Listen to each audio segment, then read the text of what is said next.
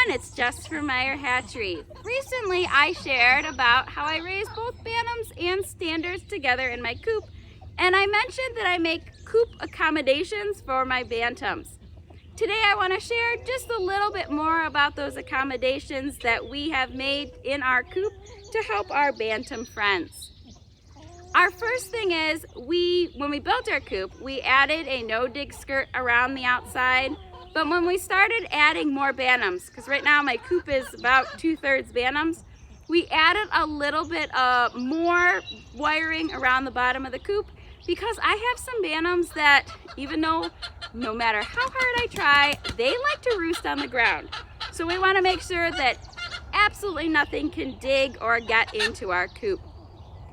Another thing that we do, speaking of some of my silkies that like to hang out on the ground, I added some extra nest box down lower in the coop.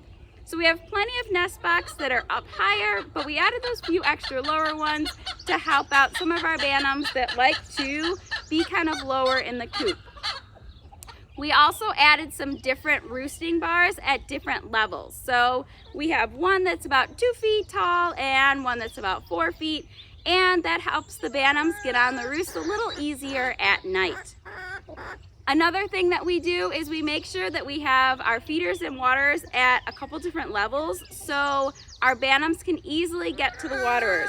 Although they've never really had problems getting to the water in the feeder where the standard size waters and feeders are, but it's just good to give them a little bit of extra help.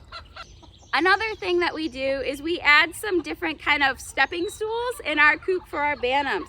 So we've got some different size logs in there. I even have a tire in there, just places in case they need to jump up and get a little bit higher in the coop. The last thing that we do is we've made sure that there's no places that our bantams can get stuck in the coop, meaning really tight corners or anything like that.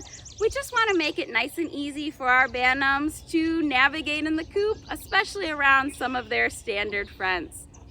Hopefully I've given you some tips for adding some accommodations to your flock for your bantams. If you have any questions, be sure to let us know in the comments below. As always, make sure to subscribe to our YouTube channel and click that bell so you're the first to know every time a new video has been released. Thank you so much for watching.